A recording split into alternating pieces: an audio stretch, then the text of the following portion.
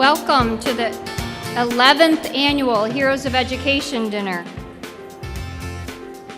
Have to kind of wait till the hero sits down. I'm Mary O'Connor. I'm the Executive Vice President and Chief Operating Officer for the Maricopa Community Colleges Foundation, both. I want to thank you for joining us tonight as we honor J. Doug Pruitt, the chairman of the Sunt Companies, as well as the chairman of Sunt Construction, Inc. He is our 2016 Hero of Education for all the work he has done to support education and provide access to higher education for young people across Arizona. Please take a moment to welcome Doug and his wife, Rebecca Pruitt. Doug?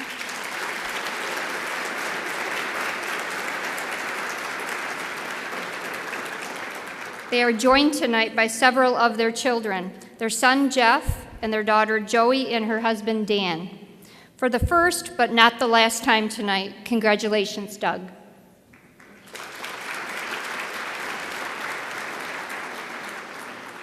And on this, our 11th annual dinner, we are honored to have several of our past heroes in attendance.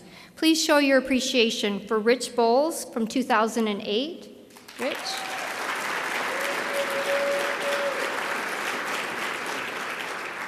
Ronnie Lopez from 2011.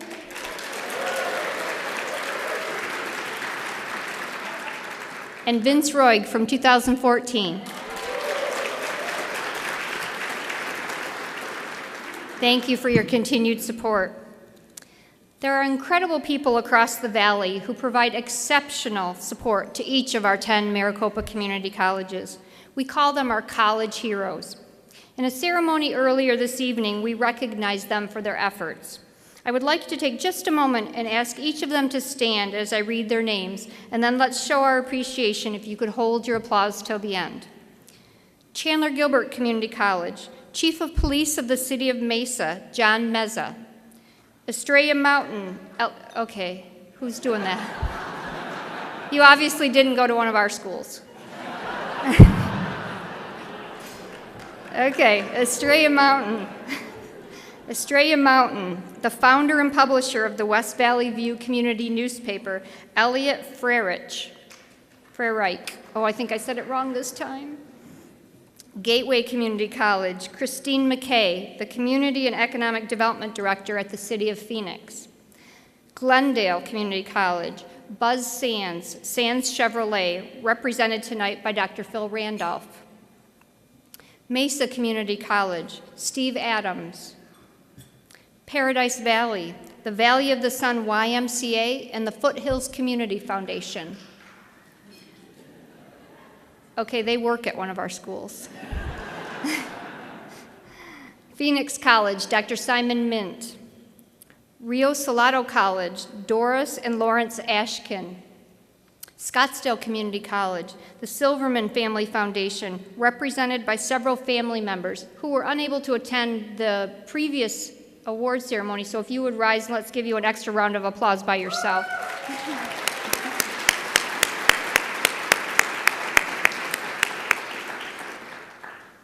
South Mountain Community College, Michael Kelly. Thank you all very much for all your support of our colleges. Now, those of you who knew the alphabet knew that South Mountain was last, so that's okay. A little applause, but now a big round, please, for all of our heroes.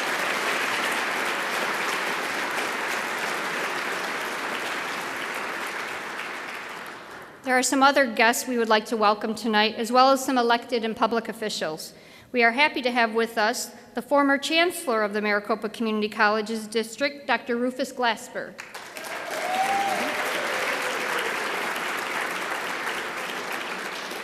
The former president of the Maricopa Community Colleges Foundation, Dr. Stephen Helfgott. As they say, we stand on the shoulders of those who came before us, and this is true in these cases. We also have several elected officials. The district director for U.S. Congressman Ruben Gallego, Luis Heredia, is here. Thank you, Luis. Arizona State Representative Chris Ackerley is here. City of Mesa Vice Mayor Dennis Kavanaugh. And City of Mesa Council Member Chris Glover. Thank you all for being here. We appreciate your support of education. So we have a lean program for you tonight, and I know I talk really fast, but it is, after all, as your mother would say, a school night. So to get us started, please welcome to the stage the chairman of the Maricopa Community Colleges Foundation, the president and CEO of Merchant Information Solutions, Mr. Russ Johnson.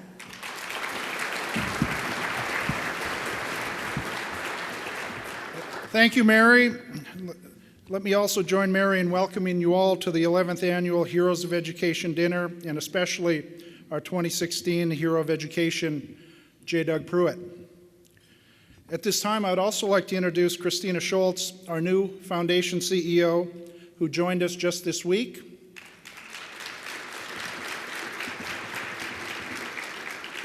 You'll be seeing a lot more of Christina going forward as she introduces herself to the community, but don't be shy. Feel free to reach out and connect with her as well.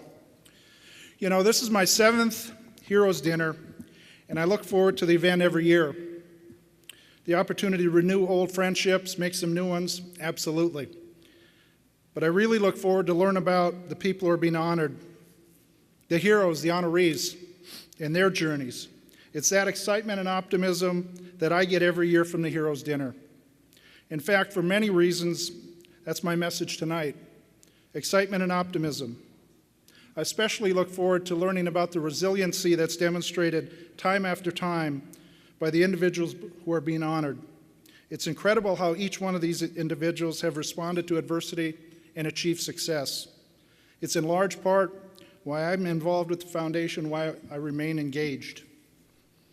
As the only one in my family to have finished college, I know firsthand the value and the importance of education. So it's the honorees. It's their stories tonight that are inspiring to help and reinforce the efforts of the foundation and the community colleges to help them get their education. As stated in our vision, everyone has the opportunity to improve their lives through education. At the foundation, we do that by supporting the colleges, by helping raise money through events like tonight's dinner, which allows us to generate scholarships to our many deserving students. In fact, last year, we awarded 2,000 scholarships totaling $1.6 million.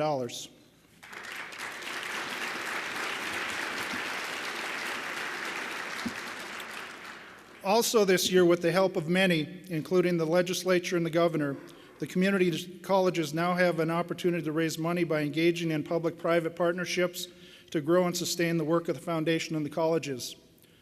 This can be a game changer for us. We're also closing in on our fundraising campaign goal of $50 million. We're optimistic about achieving that goal and want to publicly thank all of you who have helped make that possible. At present, our total is $37 million, which is already a total larger than has been ever collected previously.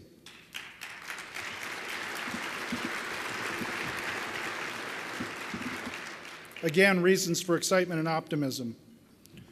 Although I would be remiss if I didn't share with you that the campaign's still open. So if you're thinking about it, there's still opportunity to make a contribution. As I said, we're excited and optimistic about the future. Achieving our fundraising goal is just the beginning. We're excited to have our new CEO, Christina Schultz, join the foundation, and look forward to continuing to grow and provide the support to the colleges and, of course, to our deserving students. Congratulations to the honorees. Enjoy your evening, and thank you.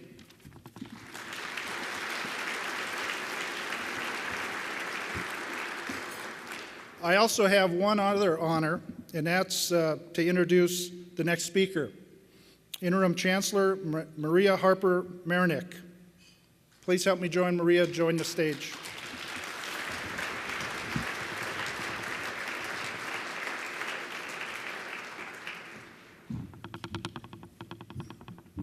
Thank you, Ross. Good morning to all of you, and thank you for being here today supporting our annual Heroes of Education Dinner. With your presence and your commitment to the Maricopa Community College Foundation and the Maricopa Community Colleges, you make a difference in the lives of the many students that we serve. We thank you, those of you who who have been with us every year for 11 years, and those of you who are here for the first time. I would like to take a second to introduce one of our guests, representing Governor Ducey's office, and Don Wallace. Thank you, Don, for being here. And on behalf of all of us at the Maricopa Colleges, I would like to express my appreciation to the Maricopa Foundation Board, because they volunteer their time, their thoughts, and their energy to support our colleges. I would also like to thank the governing board members for the Maricopa Community College District for their service, their leadership, and all they do to make sure the colleges are serving the community as expected. Representing the board here tonight is Mr. Doyle Burke. Mr. Burke, thank you. Mr. Burke not only serves on the board, but I would like to point out that he dedicated almost 40 years of his life as a faculty member at Mesa Community College, so we thank you for that too. And even though he was already introduced, I would like to thank my former boss. I still think of him as my boss, Chancellor Emeritus Dr. Rufus Glasper. Thank you for all you did for us.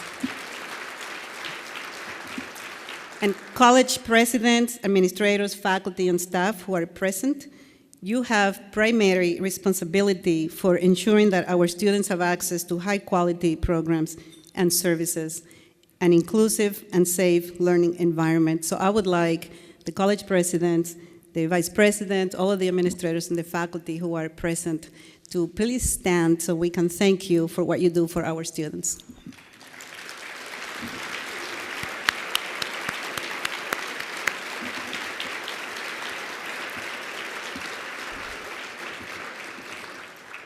I am very pleased that this year we're recognizing Doug Pruitt. I serve with Doug on some boards, and I know that he has been genuinely committed to access to opportunity and to a high-quality education system for every single student in our state. He has long been a champion of raising the education bar in Arizona. He has pushed our state's educational institutions to increase career and technical education curriculum, to create more pathways to meaningful employment, and to better prepare students to compete as global citizens. His leadership of local, regional, and national organizations that advocate for training and workforce development has led to the advancement of many programs at the Maricopa colleges. Thank you, Doug, for your unwavering commitment to the principles for which community colleges stand. We are honored by your willingness to accept this recognition.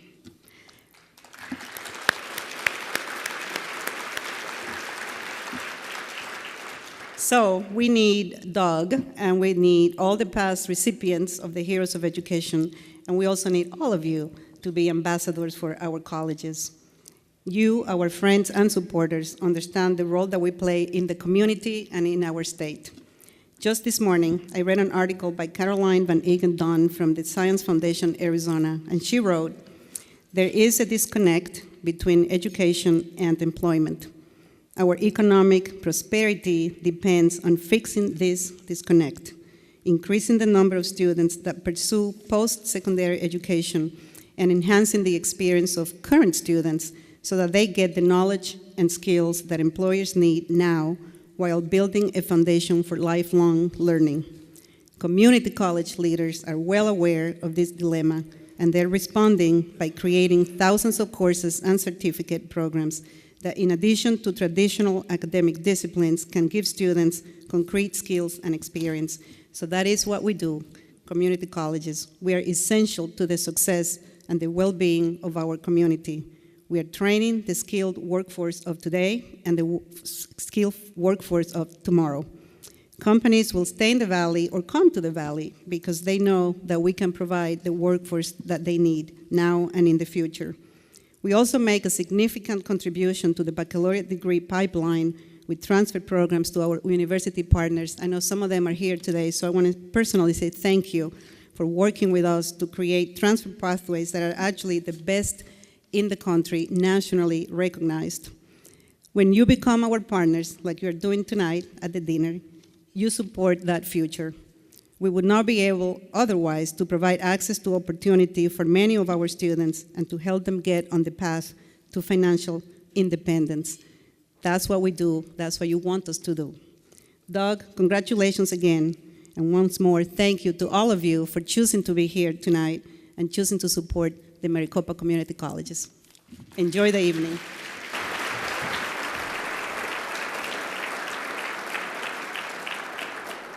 Thank you, Dr. Harper-Marinick, not just for your words, but for your continuing leadership for the Maricopa Community Colleges. The Chancellor introduced and thanked members of the District Governing Board for their service and their support. The Maricopa Community Colleges Foundation Board also has an exceptional board of directors, volunteers all, who give their time and talent on behalf of the foundation. A number of them are here this evening, and while there's too many to introduce individually, I would like to ask all the members of the Maricopa Community Foundation Board to stand so we can recognize you.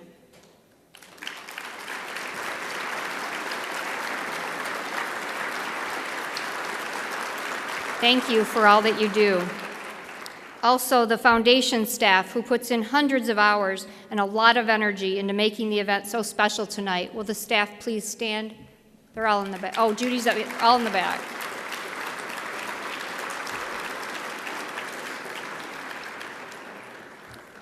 If you were to ask the members of the foundation board, the members of the governing board, and the chancellor, and everyone here who works for the foundation, our colleges, and the district, what motivates them to do this work, you would get a variety of answers, but for sure, the answer you would get most frequently, perhaps even from a majority, is that what most motivates us is the students. Each year, we are pleased to invite students to share the remarkable stories with you, and this year is no exception. Each of the stories, as you will soon hear, is exceptional.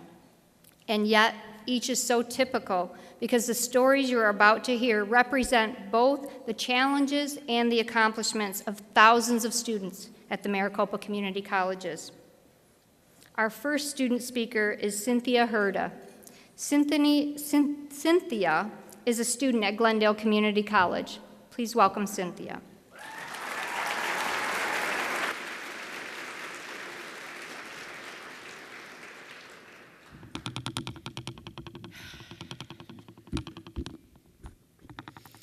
Good evening, everyone. I want to thank the foundation for this opportunity, for holding this banquet and giving me the opportunity to share my story with you. It is a privilege and an honor to be here tonight representing Glendale Community College. I want to thank Dr. Kovala and Francis Mateo for this amazing opportunity, as well as my mother, who taught me to never give up. In front of you tonight is someone who grew up a poor white girl on the southwest side of Chicago, but today, I'm a superstar!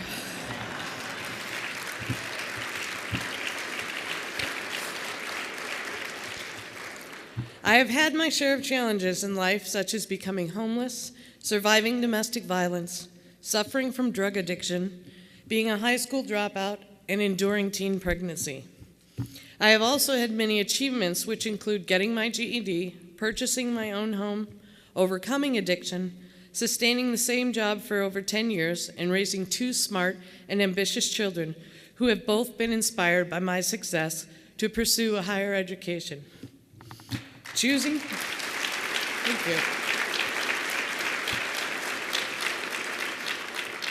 to go to college at the age of 43 was not easy, let me tell you. I had to reduce my work hours to part-time to allow for study time, as well as help take care of my mother, age 79, and provide the sole care for my ex-husband, age 54, who has multiple sclerosis.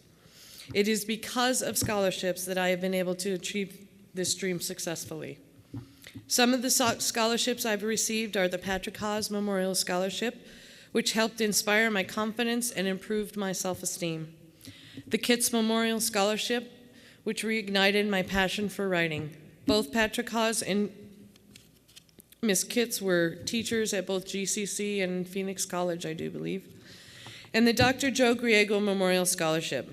Dr. Griego spent 32 years at GCC and was one of its most beloved and effective student advocates. a man who inspired success not only as a student but in life. He was a mentor, assisting and encouraging students as well as counseling them in other areas of their lives.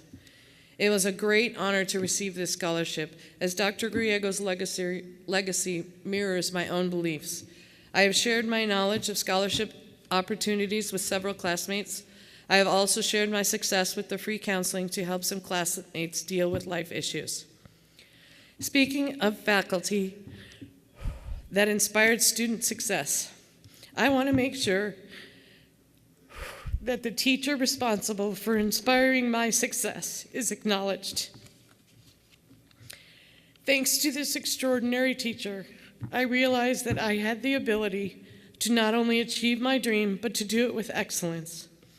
On the first day of class in English 091, Professor David Nelson said, "Writing is not a gift, it is something that can be learned." This was inspiring to me. It gave me the confidence that even at the age of 43, I could still accomplish something. When I took CPD 150, a college success class, I remembered the words every time the teacher would talk about having a creator mindset. Each and every time I've had to write, I remember Professor Nelson's words that writing is not a gift, it is something that can be learned. Those words inspired confidence, determination, and a passion for success that I never imagined I was capable of. Professor Nelson has inspired me to work hard at maintaining my 4.0 GPA, get more involved in my campus community, including being an officer in Phi Theta Kappa Honor Society, sharing my strengths and making a difference. His footprints and every scholarship have helped me become the successful woman I am today. And Professor Nelson is here with us tonight. Would you please stand?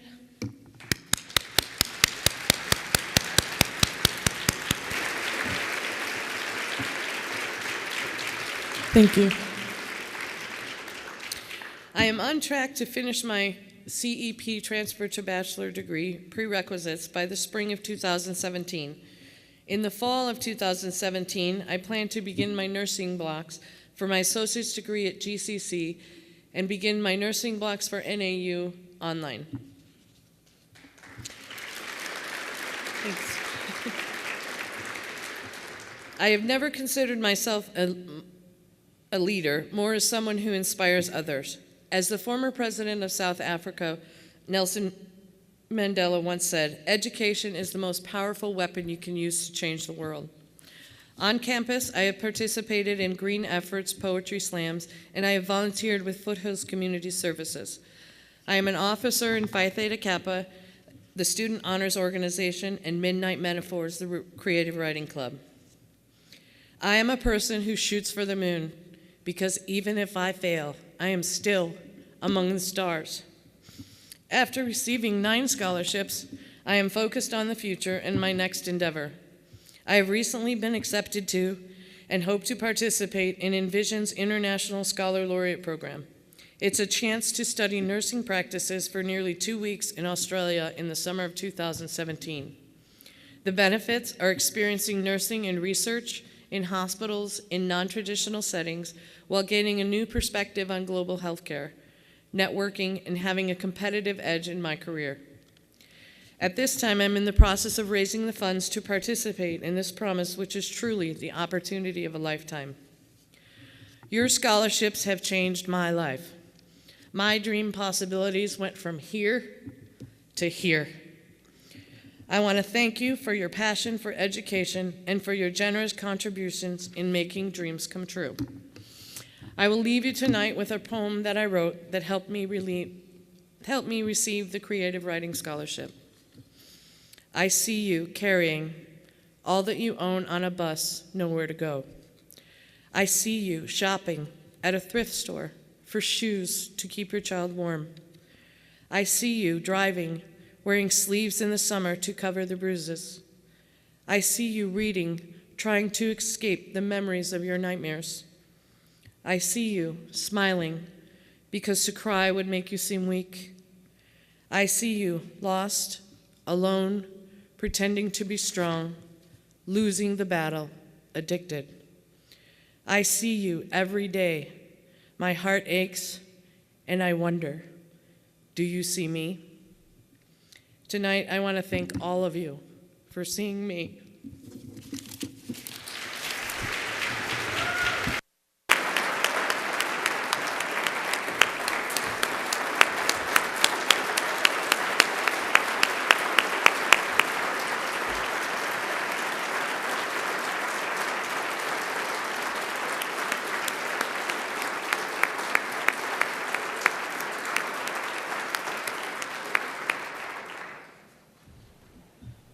Thank you, Cynthia. And of course, I'm choked up. I'm sorry. That was just phenomenal. Absolutely. Thank you for sharing your story.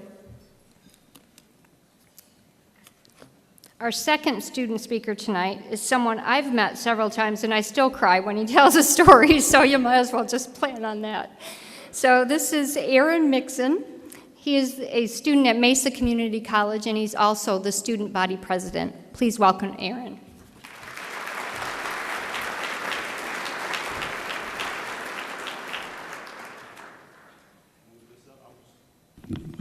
I was told I was probably the tallest person in the building not to lean over. And excuse me if I don't move too fast like Cynthia did. My suspenders would hit me in my face, so keep the movement straight. In heroic movies, the hero is often made from adversity and failure. The hero never begins the way he ends. They start out frail, can't stand up for themselves, or they have character flaws that make them the outcast of society. A little after the beginning of the story, the hero faces some sort of adversity that causes them to pick which path they will take, to rise up to greatness or have greatness beat them. Some have to come to this road multiple times before they choose to rise up to the occasion. At the end, all of the hero's past comes up just before they are able to defeat their biggest enemy, which is often portrayed by someone or something just like them. It was evident to me a year ago that I am that hero. I was born to a mother on drugs, was adopted twice, and lived in group homes. After the group homes, I was homeless. No matter how many times I tried, I just couldn't make it. I got my GED in 2007 while I was at a men's homeless shelter. Attended MCC in the fall of that same year, and then my biological father died. I never knew him. Yet again, I found myself homeless because of that pain. It wasn't until 2012 when I chose to rise up to my greatness. By some miracle, a debt collector collecting on my student loans consolidated my loans, got me out of default, and I was able to return back to school. I graduated in 2014 with an associate's in arts and applied sciences from Mesa Community College.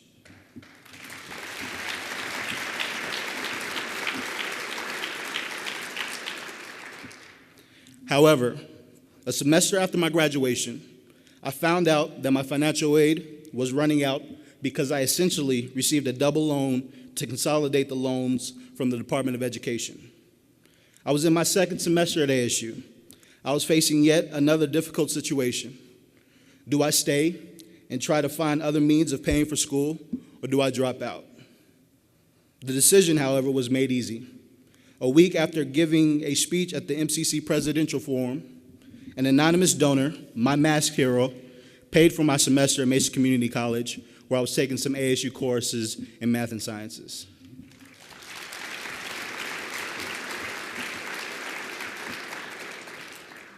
Even though it took a while, I finally understood that I was meant to do something great. I am a hero. I have served as the president of Male Empowerment Network for Mesa Community College, which is an organization started by the district to foster completion graduation amongst minority males, connect us to resources both educationally and our careers, and commit to our journeys. I was also president of the Black Student Union at Mesa Community College. I am now student body president at MCC, where I serve 20,000 plus students. A little secret, I just was reelected today.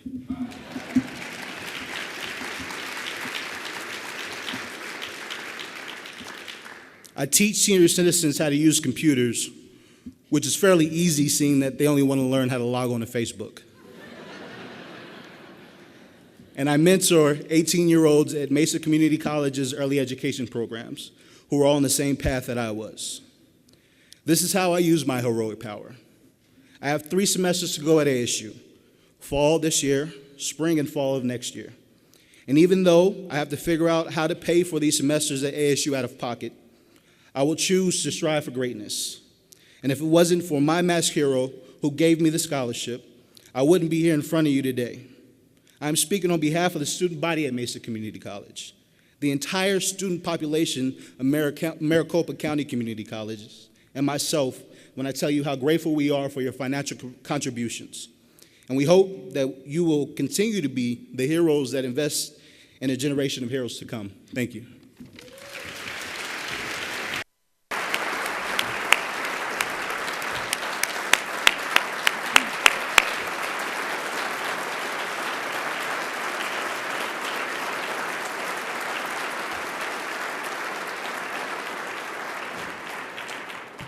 Thank you, Aaron. Aren't these inspiring stories? Let's give another round of applause to both our students.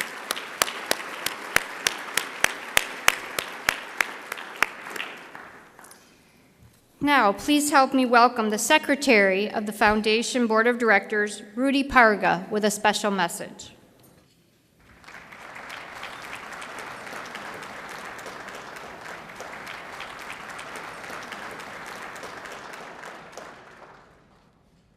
Good evening, everyone. It's an honor to be here. I happen to be on the board, as was mentioned, and I'm also a partner at the law firm Riley, Carlock, and Applewhite. And our law firm has a special connection to the foundation in that we established a scholarship which has allowed us to see firsthand all of the good that comes out of supporting the many students. I want to start by saying the vision of the foundation can be reduced to 10 simple words. And those words are everyone has the opportunity to improve their lives through education. And I would submit, if you ponder that a little bit, how powerful those 10 words are. The foundation is committed to providing access to the opportunity of education. I think we can all agree how transformative education is. At its most basic level, it gives all of us the opportunity to put food on the table, to put a roof over our head, and to provide for those that we love and we care for. But on a much larger level, education gives us all the opportunity to dream and to achieve those dreams. So I would submit there is nothing more powerful than providing access to education. Some facts about the foundation and the Maricopa Community Colleges and what it does. First of all, the community colleges serves 230,000 students. To visualize that, you could take our stadium for the Arizona Cardinals and fill that almost 4 times over, and that's how many students that the community colleges serve. Another fact, the economic impact of the community colleges is over $7 billion. That's billion with a B. Another fact,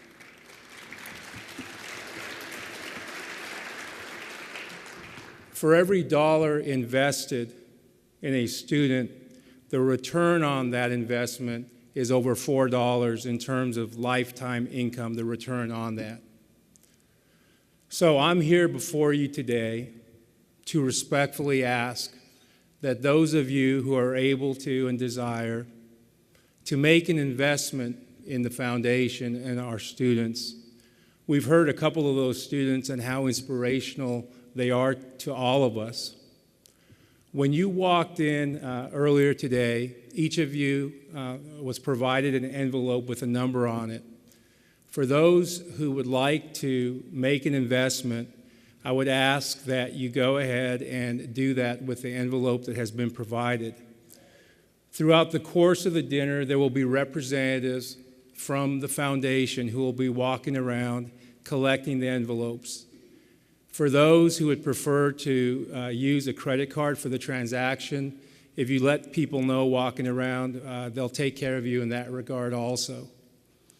I want to recognize and thank each of you for being here. Just because of your presence, you've made the commitment and you've demonstrated your commitment to education just by you being here this evening. So thank you very much for that.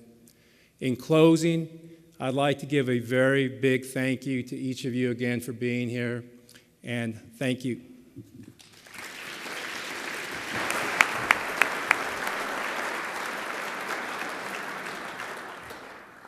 Now I'm going to answer a burning question I know all of you are thinking. How do I get this centerpiece?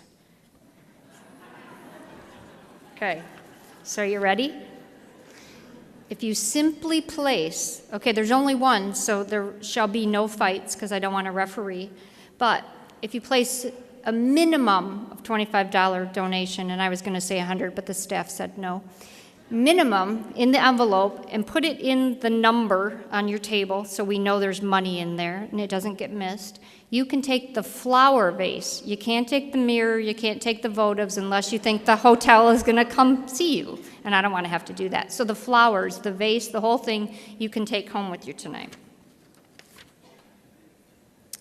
Now, we're going to take a break so you can enjoy dinner in the company of your friends and colleagues. Enjoy your dinner, and we'll be back in a few minutes.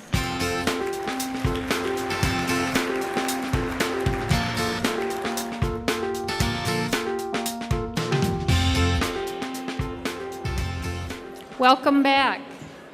I hope you're enjoying your dinner. So now, for the moment we've all been waiting for, like drum roll, please. It's both, thank you, somebody over here, Ronnie, thank you. It's both our pleasure and our honor to recognize J. Doug Pruitt as our 11th Hero of Education. To begin, let's hear what several of his friends and colleagues have to say about Doug.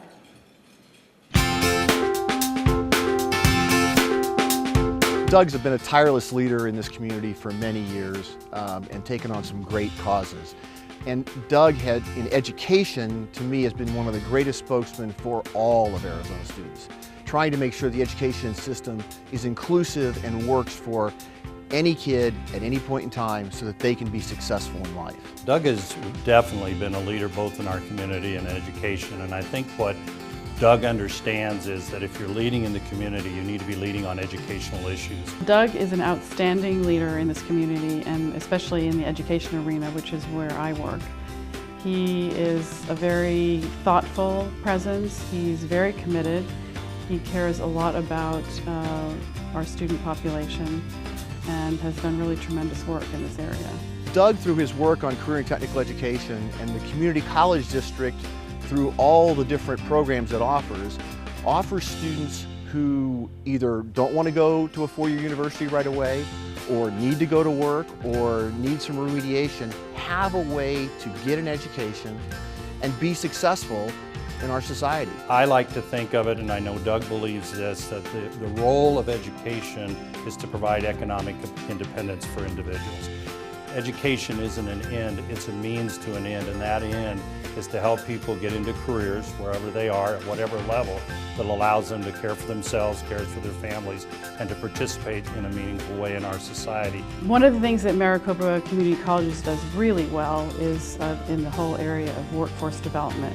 And workforce development is something that Doug is also very, very interested in. He really wants every individual to succeed to the maximum of their capability and to really be excited and happy about the kind of work that they do. I think Doug deserves this award because he has been one of the best spokespersons for career and technical education, which is one of the key things that the Maricopa Community College District does in our community. He's been a person who has been out in front, making sure that people understand that there need to be many pathways to success and that the community colleges provide a significant number of those pathways. I'm a better person because of knowing Doug, and I consider him one of my most important friends in my life. Doug is a hero of education in my view because he's so committed to students, and you can just tell his passion. He really, really cares. And so when you listen to him, he really feels deeply what students are going through and is so interested in their potential growth, the kinds of jobs that they will have when they graduate. Both the institution and Doug understand that there is a direct link between economic development and education, and in this case, career and technical education, which he's been a really strong advocate for. Doug has had a really significant impact on me because I just love to watch the way he works. He's a very thoughtful person, very analytical, has huge heart and passion and caring for everything that he does. Doug, congratulations on this award. Your work in the community and support of career and technical education has been invaluable, and I know you will continue to be a force for moving education forward in Arizona. Thanks for all you've done and all you will do. Doug, congratulations. You are so deserving of this award. We are reaping the benefits in so many ways from your advocacy in our communities, particularly in education. You were a lone voice early on with your fellow CEOs, explaining to them the importance of career and technical education for our adults and students in high school, having multiple pathways to economic independence. Doug, I'd like to wish you a warm congratulations. You're a wonderful, wonderful leader in this community, a thoughtful person who is so passionate about everything that you set your mind to, and this is a well-deserved award, and I'm really honored to know you and to work with you.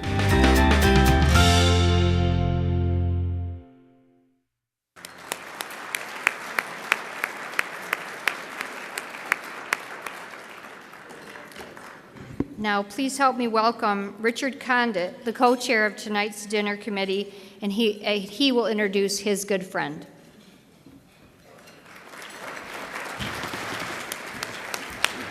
Thank you, Mary. I'll make this really quick because my job is to get Doug up here and Doug to make your brief remarks. So I hope that the 15-page speech that you shared with me has been edited down a little bit.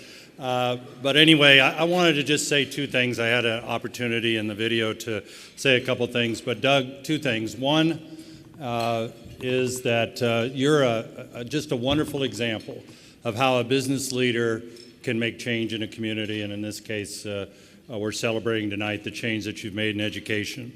But more importantly, on behalf of the thousands and thousands and thousands of community college and high school students in career and technical education who will never know who you are, I want to thank you for your leadership in improving that aspect and that pathway of program that, as we've heard tonight, how education changes lives. So with that brief comment, I'm really pleased to introduce to you this year's Hero of Education recipient, J. Doug Pruitt.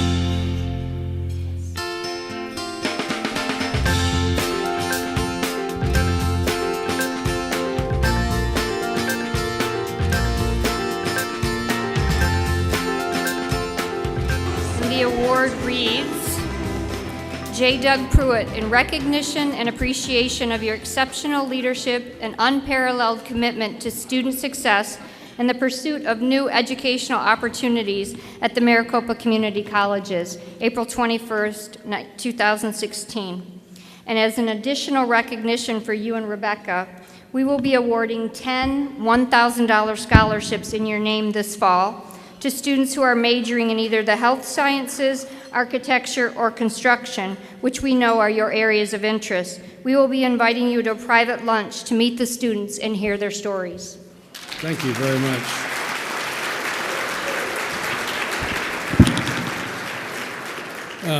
Thank you very much. And I've been at the dinner table cutting my 45-minute speech down to 15 minutes. That's as good as I can do, Richard. I want to start, I think, to congratulate, earlier at a reception, all the heroes of the different colleges were recognized, and just really tremendous stories and what people just step up and do that's important. And I'm always amazed at how much people give back to the community. And I feel blessed to be here tonight because of all the stories I heard in there. I couldn't figure out why I was here. But a wonderful group of people, and congratulations to the two student speakers. Your stories were very touching, and you are the reason this exists. You're what this is all about, and I wish you tremendous success on your journey. I want to thank the Maricopa Community College Foundation for this recognition. I do know all the past recipients, and I'm very familiar with the work that they have done, not only in education, but the tremendous work they do to make Arizona a better community and a better state. I also have a lot of friends here tonight that spend a lot of time in supporting and working in the educational community who are also very deserving of this award. So it's very humbling for me to receive this from the foundation, and I thank you for that, Mary. I would also like to recognize Becky, my wife, of 48 years this year.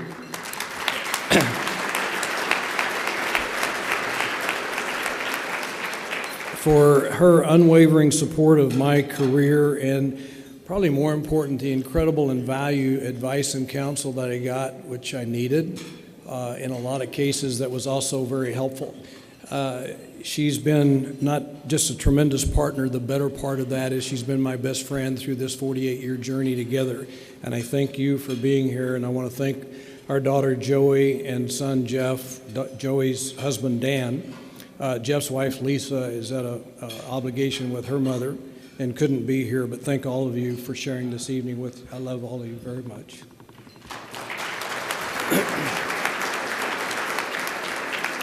About 30 years ago, I spoke at an Associated General Contractors convention about what I perceived at the time to be one of America's greatest challenges, and that was the decline of a skilled workforce. And the fact that I felt that that would lead to the decline of a middle class. And I believe that even more today than I did then. The skills gap that we have in this country is very real, and it is also very damaging because of the increased social costs related to the lack of skills, the lack of a tax revenue, the negative impact it is having on our ability as a company or country to compete in a global economy, and probably worse yet is the fact that we are losing what has been the strength and the backbone of this nation since its inception, and that's our middle class. The role of education, as Richard mentioned earlier, is to provide our youth with an education that gives them the skills to become economically independent and contributors to our society. That's the job of education. And if that's the case, then why do we have this skills gap in this country? And why is it actually getting worse in this country as well? And I think primarily, I think it's because several decades ago we decided that every child to be successful and achieve the American dream had to go to college and get a 4-year degree. And I think some of the unintended consequences that came with that, one, is that we began to start demeaning work in this country. We quit honoring work. We also began to quit funding career and technical education the way it was when I was young. And though both of those are very problematic for us as a country. And I've heard it over and over again, especially in the industry that I grew up in. If you do not go to college and get a college degree, you might end up in construction. Well, it wasn't a bad career, let me tell you. But I'd also say to you, what does that say to someone who gets up in the morning and takes their chosen passion, the thing they like to do and the skills that they've developed from that, and go to work every day and build America's future? Basically, it says we don't value what you do. And that could be said about millions of employees in other industries that are critical to this country's economic success, such as manufacturing and transportation or healthcare. If you look at what makes up the workforce today, about 25 to 30% of the workforce does require a 4-year college degree or higher. So the universities have a huge job and a huge responsibility in that. And then there's that 10 to 15% of our workforce that really doesn't require much education. But what they do is important, and they deserve our respect. And then that leaves the middle-skilled jobs, which is about 55 to 60% of the employment base in this country. So who educates and trains these people? Where do they come from? They used to come through career and technical education programs or vocational ed when I was a kid, or they came through our community college districts. And by example, Maricopa Community College is the largest provider of workforce development in the state of Arizona. But with the tremendous shortage of skilled workers in every single industry in this state that is critical to its economic success, you would think that Arizona would choose, as did Utah, as did California, as did Texas, and many, many other states, and that is to invest heavily in technical training and workforce development. And yet Arizona today is way behind many of the states in this area. And we watched last year where the state of Arizona cut career and technical education by $30 million, which is about a 50% cut in satellite school-based career and technical education programs, and it would have devastated those programs. But fortunately, there was a huge outcry from educators, from parents, from business, who said, this has got to be turned around, and most of that money was reinstated. But it's not nearly enough to educate and train the workforce that Arizona needs if it wants to be able to compete and improve its standard of living as a state. We have seen the state funding of Maricopa Community College go from over $80 million in just 2007 to zero today. A zero investment in the community college system. When ideologically you believe that the best way to grow your economy is to reduce the cost of doing business, when in essence means cutting taxes or eliminating and reducing regulations, which is another issue, then you have no choice but to cut spending. And that ideology has existed now for several years, and what we have gotten out of it is massive cuts from our K-12 system, our community college districts, and our state's universities. I believe ideology also is picking winners and losers in the educational process, and that is not good for the lower social economic parts of our community, and it is not healthy for the state of Arizona long term. Arizona is at the bottom of pretty much every category there is in how you measure K-12 systems, and for good reason. We are getting what we've been willing to pay for. And I'm not talking about throwing money at the educational system, but I am talking about making and increasing prudent investments in what works to create an educated, skilled workforce for this state, because that is what will drive economic development. I recently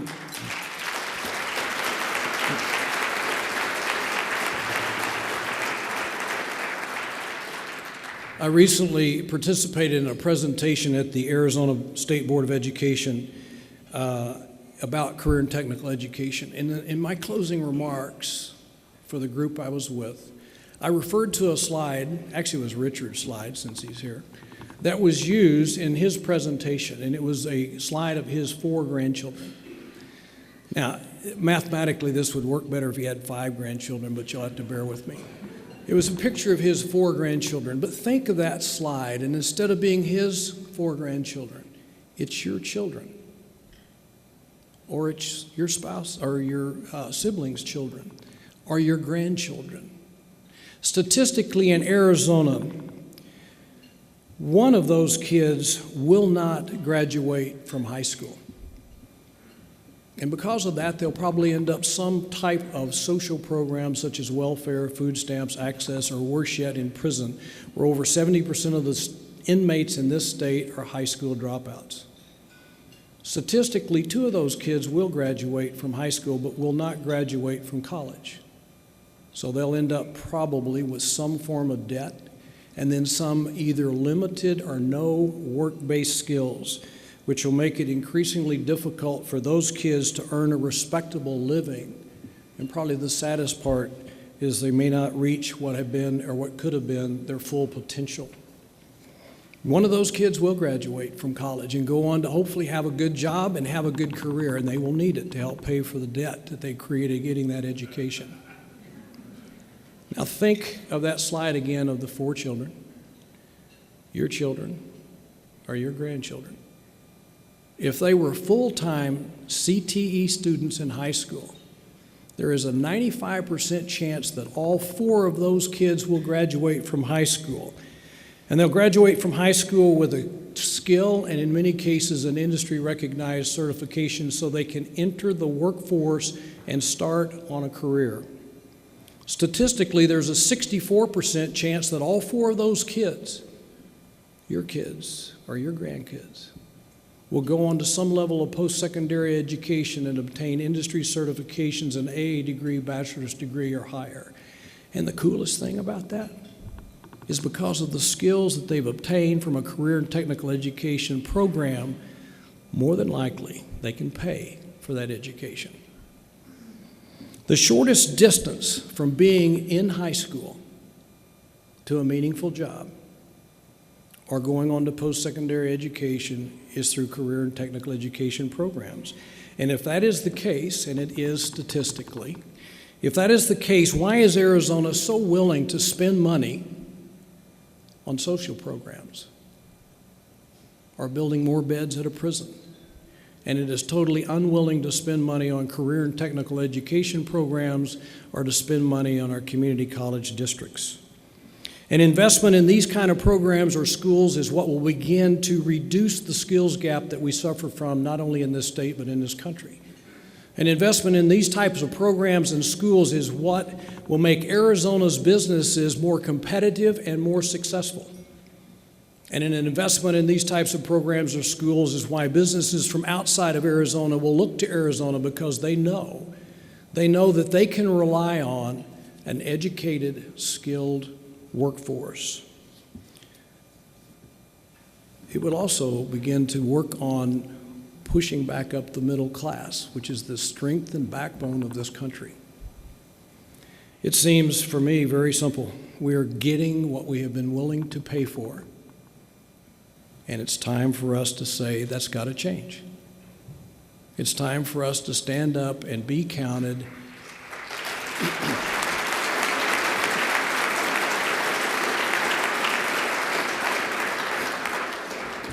It's time for us to stand up and be counted because ideology will always trump vision and strategy.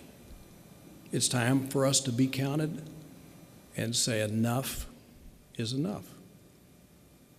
It's time for us collectively and individually to tell our elected officials to start putting Arizona's children first ahead of your ideology. It's time.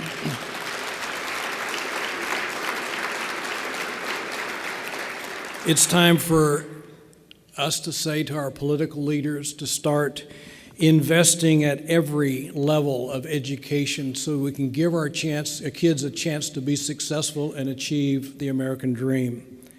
It's time for our political leaders to put their ideology aside and stop picking winners and losers in this process.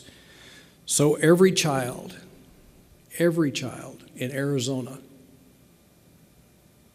regardless of their ethnicity, their income, or their zip code, can have an opportunity to obtain a world-class education. It's time for us to collectively say enough is enough.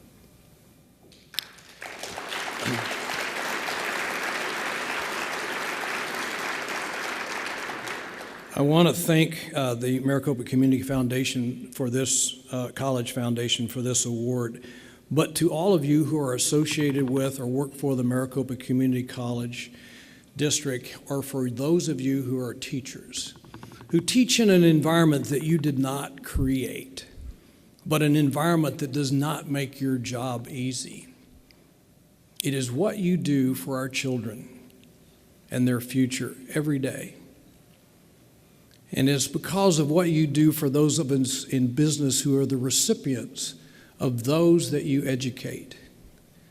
And it's because of what you do for the future of this state that you, not me, are the true hero of education. Thank you very much.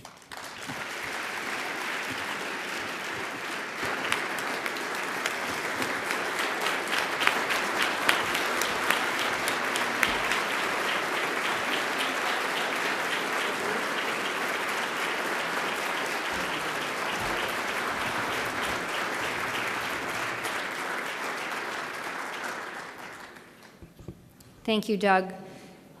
I guess that kind of explains why we chose him as our hero. Self-explanatory.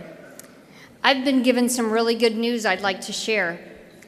Between dinner when we broke, we had a donor, anonymous donor, come over and offer to pay for the education in Australia for our student speaker. Thank you.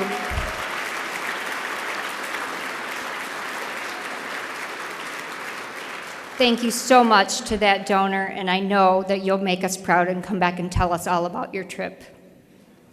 Okay. So thank you to each and every one of you for being here tonight and being part of our special celebration. Drive home safely, and we hope to see you. Okay, what is Russ doing? Okay. I guess don't drive home yet. You're not done yet, Mary. Okay. I need my co-conspirator.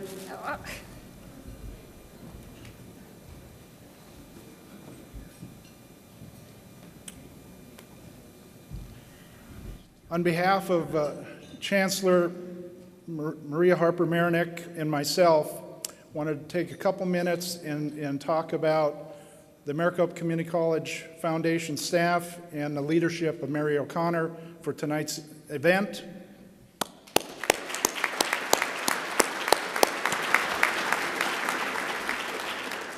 And also specifically, Mary, the bouquet of flowers and a small token of our appreciation for your outstanding leadership over the past year.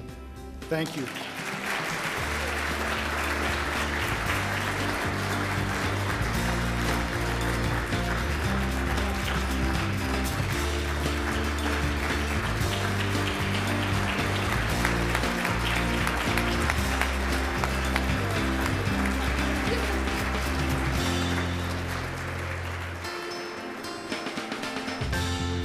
Okay, so now my mascara is running. So drive home safely. We hope to see you all next year. Thank you very much.